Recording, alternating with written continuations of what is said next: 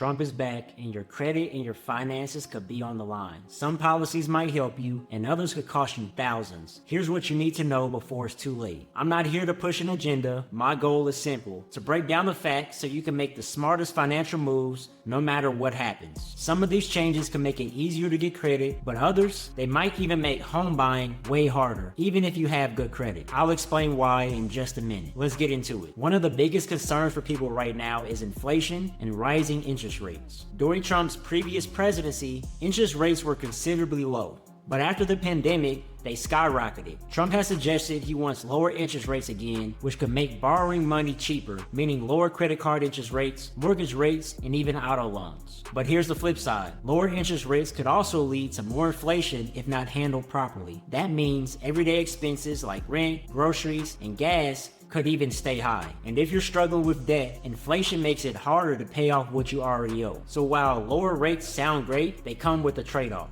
So how does this affect credit card interest rates? Right now, the average credit card interest rate is over 20%, with some people paying over 30% if they had bad credit. If Trump's policies lead to lower interest rates, it could also make borrowing cheaper. That means paying down debt could become easier, especially for those with high balances. But here's the catch. If lenders expect economic uncertainty, they may tighten approval standards. So while rates could go down, it might be harder to get approved for new credit cards and loans. This is why now is the time to lock in lower interest rates and improve your credit before any policy changes take effect. Now let's talk about deregulation and credit approval. Trump has always been pro-deregulation, which means removing rules that restrict lenders. Some experts believe that this could lead to easier access to credit, especially for small business owners, home buyers, and people with lower credit scores. But deregulation also means less oversight on lending practices. In the past, this has led to predatory lending, where lenders approve people for loans they can't really afford, trapping them in debt. If this happens, we could see more approvals, but also more people getting into deeper financial trouble. So while this could be good for getting approved, it's more important than ever to borrow responsibly and make sure you're not overextending yourself.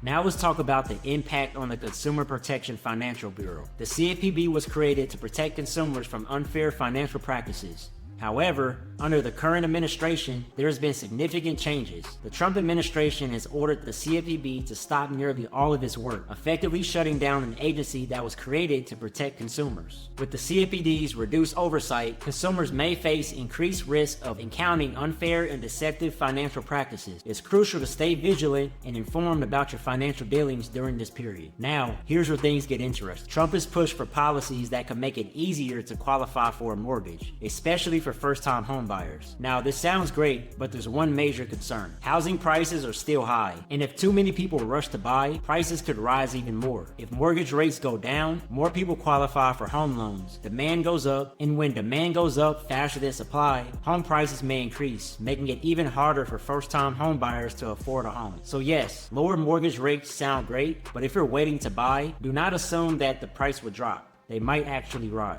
So what about student loans? Biden's administration has been pushing for loan forgiveness, but Trump has opposed broad forgiveness in the past. Instead, Trump has proposed changes to income-driven repayment plans, which could lower monthly payments for some borrowers. So if you have student loans, the focus may shift away from forgiveness and move towards restructuring how you repay your debt. If you're counting on forgiveness, pay close attention to the policy changes. Some plans should be rolled back, making it harder for relief in the future. Now, here's how you prepare now for any changes. No matter what happens, there are smart moves you can make right now to protect your credit and your finances. First, check your credit report today. You can get a free copy at annualcreditreport.com and make sure there are no errors that can affect your credit score. Second, if you have high interest debt, look for ways to lower it now. Consider a balance transfer credit card, debt consolidation loan, or calling your lender to negotiate a lower rate. Third, if you're planning to buy a home, watch the market closely. If rates start dropping, expect prices to rise. Timing your purchase strategically could save you thousands. And finally, don't wait for policies to change before taking action. Credit score improvements take time, and making smart moves now puts you in the best position no matter what happens. Some of Trump's policies can make borrowing cheaper and getting approved easier. but others could lead to financial risk if people aren't careful. If you want to stay ahead of these changes,